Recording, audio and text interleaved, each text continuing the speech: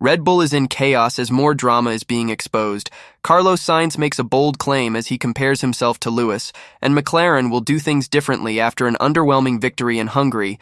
Do consider subscribing to the channel. Let's get straight into the latest F1 news. Carlos Sainz does not sincerely believe Lewis Hamilton is a better driver than him, as the Mercedes star prepares to replace him at Ferrari next season. He was quick to add, though, that every driver would answer with the same response, given the sky-high levels of self-confidence required to compete at the top of Formula One. But he also acknowledged that if he had to be replaced by anyone at Ferrari, it would be someone of Hamilton's caliber. The shock news emerged in February that Hamilton would be heading to Ferrari next season to partner Charles Leclerc, with Sainz making way at the end of the year. There has been much clamor over his signature as a result of his continued performances for the Scuderia, but given he is having to make way for the 7-time world champion next season, his confidence in his ability remains undimmed, a prerequisite for any Formula One driver. When asked by the Spanish edition of GQ if he believes Hamilton is better than him, Sainz replied, "I sincerely believe that no, obviously not. Just like if you ask this question to the 18 other drivers, they will answer the same. I think I am the best option for any Formula One team because if I didn't have this mentality, I wouldn't be a Formula One driver and I wouldn't have the competitive soul that I have, and the other drivers will tell you the same thing." Having said that, obviously I understand Ferrari's decision, the opportunity to sign a 7-time world champion, and what that can bring and attract to a team. That's why, when I looked at it reflectively, it didn't hurt so much. Because at the end of the day, it's not that you are being replaced by any other driver, but you are being replaced by the best driver in the history of the sport, or one of the best drivers in the history of the sport. And in the end, if I have to be replaced by one of them, that's the one. With his future still undecided, Sainz admitted he is unsure if the team he moves to will be able to compete at the front of the field next year, so he is looking to take every chance he gets to add to his Ferrari podium tally and make the most of his career as a Scuderia driver. "At the moment, I have to take advantage of the opportunity to have a car this year that allows me to do some podiums," he said. "On the day when it's time and everything is ready, there is a chance to win. So I have to make the most of the opportunities I have to make podiums and win, because I don't know if I will have them next year." Ted Kravitz has speculated that Lando Norris may have been out to prove that he is not too nice to become F1 world champion by threatening to ignore McLaren team orders at the Hungarian Grand Prix. Pole-sitter Norris lost the lead to teammate Oscar Piastri at the start of the Budapest race, but was catapulted ahead of the Australian after McLaren opted to service his car first during the final round of pit stops. That created a tense scenario in which Norris threatened to ignore the team's pleas over team radio to reverse positions with Piastri. Norris eventually ceded to the team's request and slowed to let Piastri pass in the closing laps, with the latter's maiden F1 victory overshadowed by the saga. Norris, who claimed his first career win in Miami in early May, later insisted that he had always intended to return the lead to Piastri. The British driver has often been accused of lacking the ruthlessness required to win consistently in F1, with many great champions in the sport's history, including Michael Schumacher, Ayrton Senna, and Sebastian Vettel, famed for their uncompromising approach. Speaking after the race, Kravitz speculated over the motive behind Norris's initial refusal to swap positions with Piastri and suggested that the British driver may have been trying to dispel the perception that he is too nice. Appearing on Sky F1's post-race coverage, Kravitz said, "What is the point that Lando was wanting to make? Was it, the car wasn't good at the start, that's why Oscar was where he was at the start, and that meant that I had to go off and concede the place to Oscar? If you're Lando Norris, are you thinking, do I not get any credit for putting the thing on pole position? Is that not in my credit bank? And am I not the one chasing Max Verstappen in the Drivers' Championship? Of course, it would have been the same number of points for the McLaren team whoever was first and second. And then there's the imponderable, and perhaps the unsayable call question, which I might say anyway. Was Lando thinking, do I need to prove that I'm a champion who will do anything to win? Do I need to prove that I'm a Verstappen, a Vettel, a Schumacher, a Lewis Hamilton? Do I need to prove that I'm not too nice to be a world champion in that way? One for you to think about.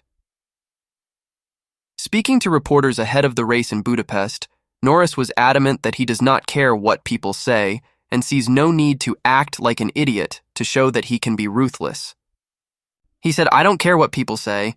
I'm a nice guy and I try to be respectful in every way that I can, but that has absolutely zero relevance for what happens on track." As much as people want to just come up with their own thoughts and talk about these things, what happened 10 years ago and 15 and 20 years ago was completely different to now. If I want, I can be a lot more of a duck and act like an idiot, have that persona and make people think that I'm ruthless, but I don't need to and I don't want to. Helmut Marko has revealed Red Bull and Max Verstappen have agreed he will not drive sim racing events so late at night in future, after a stint before the Hungarian Grand Prix that took him past 3 a.m. the night before the race. The Red Bull senior advisor clarified Verstappen filled in for a driver that was unable to take part in a 24 hours of Spa event, but that he and the team have now agreed he will not race so late at night before races in future. Marko remained defensive of his driver after he had drawn criticism from some quarters for taking part in the event, taking in a night stint before the Hungarian Grand Prix the following day. The Red Bull advisor called it rubbish to suggest he had not had enough sleep before the race as required, but did admit the reigning world champion was rather thin-skinned in his handling of the race on Sunday. Marko again referenced the Emilia-Romagna Grand Prix earlier this season, in which Verstappen took part in a Nürburgring sim event late at night and went on to win the race in the real world the following day, but said he and the team have come to an agreement he will no longer take part in sim events late at night before races moving forward. Max Verstappen was rather thin-skinned this weekend, and of course it didn't take long for criticism to arise, no wonder, given that he spends half the night playing sim racing, Marko wrote in a post-Hungary column for Speed Week. "I have to say this. In Imola, he didn't go to bed until 3 o'clock in the morning after a sim racing session, and then won the Grand Prix. Max has a different sleep rhythm, and he had his 7 hours of sleep. His late-night sim race on the Hungarian weekend only came about because a driver in his team was cancelled. Nevertheless, we have agreed that he will no longer drive sims so late in future." Speaking after the race on Sunday, team principal Christian Horner said he trusts Verstappen to know what is best for himself and the team when asked about his participation in the sim race, with that having been a long-time hobby of the Red Bull driver. "I think people draw conclusions. Max knows what's required," Horner said.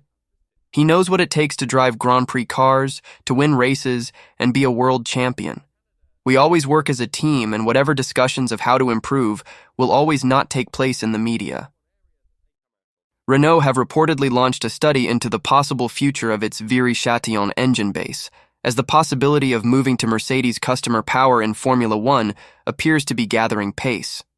Alpine, the only current team on the grid which now uses Renault power and is the sporting branch of the Renault brand, has struggled so far this season, and multiple reports from Motorsport.com have stated that a customer deal with Mercedes could be in the offing, with Renault potentially abandoning its own works power unit for the 2026 season in the process, though no final decision is said to have been taken. Motorsport.com claim talks between Alpine and Mercedes have reached an advanced stage, with new Alpine advisor Flavio Briatore having been an advocate of moving to customer power due to the belief that the team would be better served in this form. While no deal has yet been signed, it is reported that the outline for a deal in principle is believed to be in place, which could not only also see Alpine use the Mercedes gearbox and suspension, as is the case with current engine customers Aston Martin, but potentially see the partnership start as soon as the 2025 season, should a deal be finalized early enough. When asked about potentially taking on Alpine as engine customers in future, Mercedes team principal Toto Wolff told media, including PlanetF1.com at Silverstone, "That's a complicated situation, because we like the thought of replacing Aston Martin with another team because of the sheer learning you're doing. I think we're set up as an organization that the more power units, the better it is in terms of accelerating some of the developments or the reliability." It didn't go beyond the point of exchanging opinions or having exploratory discussions. Alpine need to take a decision. Do they want to continue with their Formula One engine program or not? And only when they have taken that strategic decision, we would dive into our agreements. But we're open-minded, and that's what we have told them. As for the future of the current engine facility in Viry-Châtillon, Renault senior management have reportedly informed Alpine about a potential change of direction if its F1 involvement were to change course. Though no final decision has yet been taken, but it is believed the facility would remain crucial to the company and its sporting and automotive endeavors in future. Alpine declined to comment on the reports when approached by PlanetF1.com. Max Verstappen could be set for a 10-place grid penalty at the Belgian Grand Prix this weekend, a report has claimed. The three-time world champion is one power unit down from his pool after engine issues befell him at the Canadian Grand Prix earlier this season, with team principal Christian Horner admitting the team would inevitably take a penalty for him at a later date this season. A report from Racing News 365 has claimed the Red Bull driver could be set to take a new power unit at the Belgian Grand Prix this weekend, beyond his allocation for the season, prompting a 10-place grid penalty for Sunday's race, with early forecasts suggesting it could be a wet weekend at Spa. He has already used his full allocation of allowed components for the season at least once, but issues for one engine from the pool in free practice in Montreal meant he took a fresh power unit earlier than anticipated. As a result, Horner admitted the team would have to take another engine for the three-time world champion at one stage this season, and they would decide upon an appropriate point among themselves. I'm sure at some point we'll end up taking an extra engine for Max. It's just a question of when you choose strategically to do that, Horner recently explained to media, including PlanetF1.com. So we'll work with Honda on that, but inevitably we will take a penalty at some point. Racing News 365 claimed that weekend will be at Spa, believing he will be fitted with a new internal combustion engine, IC, with plenty of opportunities to overtake, and Verstappen having flown through the field there to victory in the past 2 years, winning the race from 14th on the grid in 2022 and 6th last year. Such a move, if it were to occur, would also follow a recent trend for Verstappen and Red Bull, with the Dutch driver having won from those places on the grid after having taken engine-related penalties at Spa for each of the last 2 seasons. McLaren has signaled it would be open to implementing a number 1 driver hierarchy after its team orders dispute in the Hungarian Grand Prix. In the closing stages of the Budapest race, McLaren was imploring Lando Norris to cede the lead and allow Oscar Piastri back through having been undercut by Norris at the final round of pit stops. Normally, the lead driver gets priority for pit stops, but Norris, who was around 2 seconds behind Piastri, pitted first, as the team tried to cover off Lewis Hamilton behind. With Norris and McLaren eyeing a challenge for the driver's title against Max Verstappen, there were fears Norris would not give the position back and lose 7 points in the fight, but on lap 68 of 70, he did follow the demands. Team principal Andrea Stella has since said that if any driver does not follow a McLaren team order, their future could be in doubt at the team, but has signaled a number 1 driver policy could come into force later in the season. When you have Oscar and Lando, we are in the lucky position that we don't really need to decide who is a number 1 driver, Stella told media, including Racing News 365. It is a way of simplifying things for some people like myself, but a way to frustrate the ambition of the entire team and the way we go racing. It is deep in our ethos that we race fair, and if one of the drivers gains a result on merit, it is protected. Maybe if it is the last couple of races and there is a strong championship interest for one of the 2 drivers, we may revise this. Stella also placed the onus on Norris and Piastri to step up and make the call to support the other themselves, without needing to be prompted by the team. But what I am expecting is that the other driver will come to me and say, "If you need help with the other driver because he is in championship contention, I am available," he said. You build this ethos if you manage races like this in a fair way, like I think we did. It may give a lot of material for rumors and the media, and that is fair enough, that is racing. To be honest, I enjoyed this week as a spectator, as a fan, and when these things happen, please acknowledge that what we did was fair. This is what I want the entire team at McLaren to realize, and hopefully the fans as well. Ferrari Formula One team principal Fred Vasseur says the squad will announce a revamped technical organization after the summer break, but insists technical director Enrico Cardile leaving for Aston Martin is not a drama. After weeks of speculation, it was announced earlier this month that Cardile, who was responsible for Ferrari's F1 chassis program, would leave the Scuderia to join Aston Martin as F1 Chief Technical Officer. With no direct replacement lined up yet, that meant team boss Vasseur has had to take over Cardile's responsibilities at Maranello on an interim basis. Meanwhile, the Frenchman says he is putting together a rejigged technical structure to lead the team forward, which will be announced after F1's August shutdown. After the summer break, we will announce the new organization, Vasseur said. For us, it is not a drama. At the end of the day, we have a group of more than 200 people working on this project, or 300 people working on the other one. It's not one person. I always push to explain that individuals are less important than the group. It's true when you are recruiting someone, and it's true when you are losing someone. Cardill's exit comes as Ferrari's progress over the past 12 months has hit a snag, with the team having to cure a high-speed bouncing problem introduced by its Barcelona floor update. With the differences between top teams getting ever smaller, Ferrari has paid a heavy price for not taking the step forward it envisaged, having been outscored by McLaren and Mercedes since Barcelona, as its British rivals have taken the fight to Red Bull.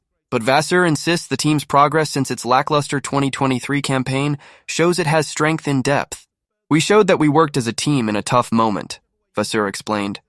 Again, I don't want to pay attention to a single event, but in 12 months we closed 2/3 of the gap with the winner. It's thanks to the job done at the factory also. It means that I have a huge trust in them.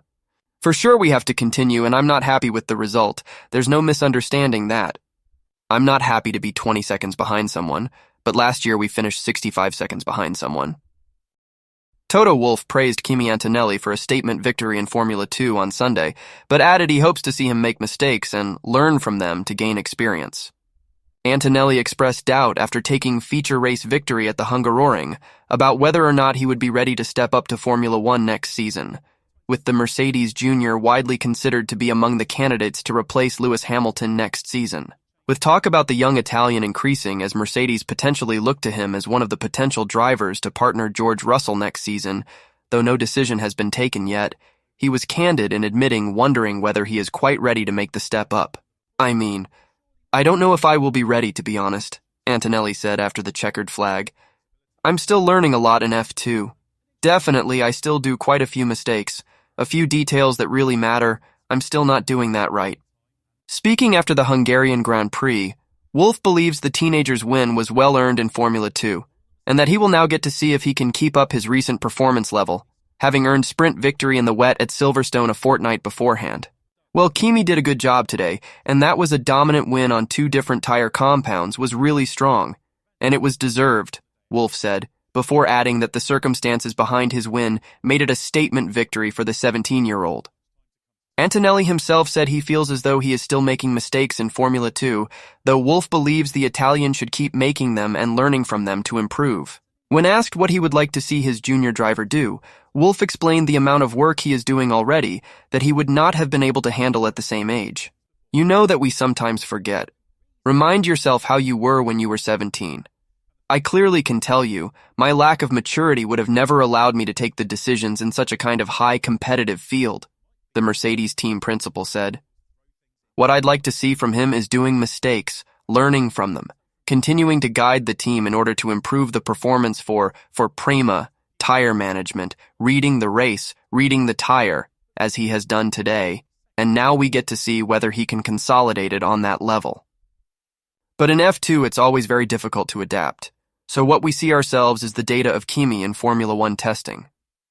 As for how Antonelli's recent performances, alongside Max Verstappen's frustration at Red Bull at the weekend, played into Wolff's thinking regarding a seat for next season, the Mercedes team boss has reiterated he will assess the situation later in the season to see what his options are, and then decide based on the best situation for the team.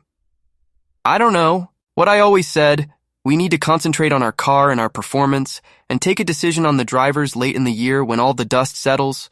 What is best for Mercedes, he said. I can't look too much left at what's happening in Red Bull or what's happened. I want to concentrate on us today, and us means Kimi today in F2 and our 2 drivers in F1. Thanks for watching the video, everyone. I'll see you in the next one.